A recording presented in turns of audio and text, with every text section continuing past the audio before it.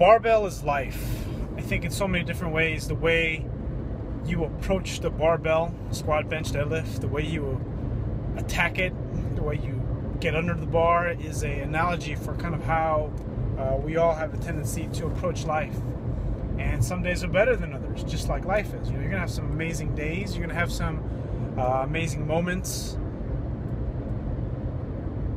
and those moments are pretty fucking amazing, right? When you PR, when you're at a meet maybe, and you lift something you thought you never could ever lift. When you rep out your PR from maybe a few months ago or a year ago for like 6 or 7, it's kind of crazy. I heard this on a podcast. It was with Barbell Shrug talking with, what's the guy's name? Travis Smash. Freaking awesome guy. Heard him on 2 podcasts on Barbell Shrug, and also on the Fat Burning Man show, talking about kind of exercise, fitness, and depression. One of my biggest challenges growing up, and kind of still is on and off, is self-doubt, depression, failure. And so much I've gotten from growth and personal development has come from powerlifting, from barbell lifting. The obsession, the geekiness, the science of getting all the technique down and all the muscles and whatnot. But more importantly, I got the most I get from it is really just the fear, conquering it, picking up the bar, grabbing it, squeezing the barbell, pressing it up over your head or over your chest, squatting it. You know, it's a really good analogy for life, because I know that, you know, when you are getting ready for a heavy squat, maybe a working set, whatever you want to call it, you get under the bar and you fucking attack it, and you aggressively go down, bracing your abs, freaking crush it by going up. And there are some people, or maybe you on a certain day, where you get under the bar and you're kind of bitching in your head, or maybe you're just not feeling great, or something hurts. And then you get under the bar, and then you kind of walk the bar out, and you're tentative, and you're not confident, or you don't feel right, or you don't feel 100%. And I think it's those moments of adversity, or those moments of less than optimal, where you just feel like shit. Maybe not shit, but just don't feel as good. And I think those count for the most, in my opinion. That's the strength. You know, PR is one thing, right? To have the personal record, your personal best, no matter at all costs, whether it be meet in the gym, right? Powerlifting meet or a gym. But I think there should be a minimum for kind of like, what is the minimum you can lift on any given day? And I think there's a lot of value in knowing what that is, because that helps you do your programming. But more importantly, it's a big part of your confidence. You know, sure, my best deadlift is 551, but that's in a powerlifting meet. That's with a setup. That's with rest. That's with using a Texas bar with a little bit more flex, a deadlift bar. What about in the gym? What's on any given day? What can I deadlift? What can I bench? What can I squat? What if I'm beat up? How much can I lift? I think in life, that's kind of a sign of, that's what it's about. Like, you know, you're at work and you're at the job and you're trying to get the most out of yourself, and you know, you don't feel that great, but then you have some important tasks you need to do for work, so that you can either feed your family, or maybe you want to get the next level in your career. And it's the people that bite their lip and do what they need to do to be successful in their job, or maybe not necessarily, it could be their job, building their career to the next level, or it could be just moving on to the next thing, making enough money so you can start your own business, or maybe feed your family, maybe pay your bills, buy your car, move out of your parents' house, who knows?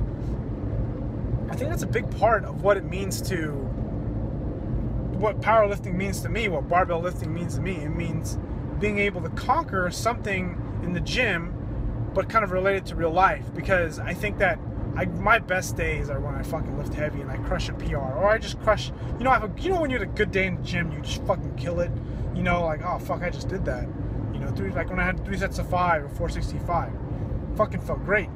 Imagine that. I mean, you know, taking that feeling and then applying it to real life, and I think they're really one and the same. It's taking that strength, taking that ability, and just being a savage, I guess. Maybe not a savage, that'd be wrong terminology. Maybe just being relentless, right? Being relentless, just, you know, no matter what, trying to fucking win. And it doesn't have to be against anybody, it's just you know, because the truth is, powerlifting is a sport of you.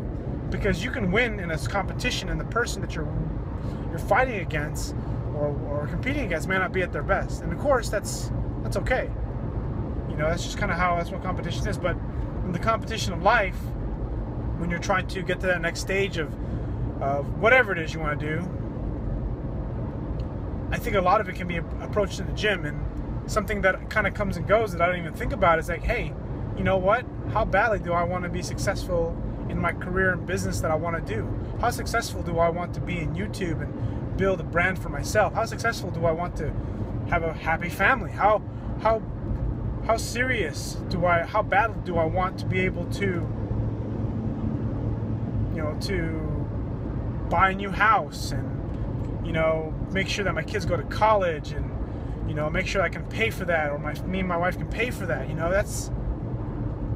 That's what it's about, man. I mean, it's about that. It's about how bad do you want that. And when you attack the barbell for a squat or any lift for that matter, do you approach it like that? How badly do you want to make that lift?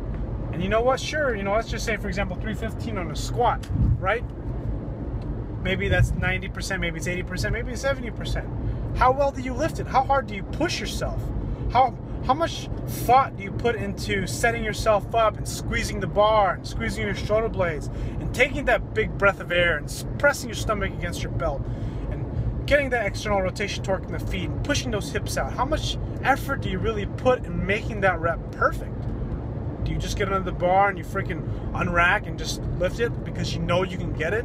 Let's say 315, 3 plates on each side is 75% of your 1 repetition max. So let's just say that's what it is. And you know you can get it on basically any given day. But then how do you lift it? How do you approach it? And this is kind of that intention idea, like it's more about where you're coming from. I get that from Elliot Hulse. He goes, it's more about your intention, your intention, that where you're getting it from, where you're coming from. Are you gonna lift that 75% of your 1 rep max with like perfection, with aggression, with tightness of the core, with glute activation, with the perfect bar path, with the tightness in the shoulders? Or are you just going to lift it like it's a warm-up? Are you going to treat your warm-up sets like garbage? I think you know the answer, and I think you got the idea.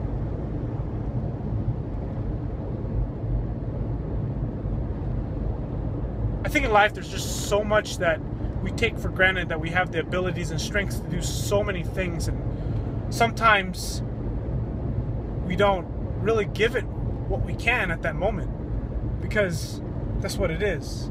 That's how I feel about my bench workouts. It's like sometimes I just don't give it enough, and I know, because you just know inside that you don't give it enough. And I know that you have to expect more from yourself if you're going to want to get to the next stage, no matter how uncomfortable it is.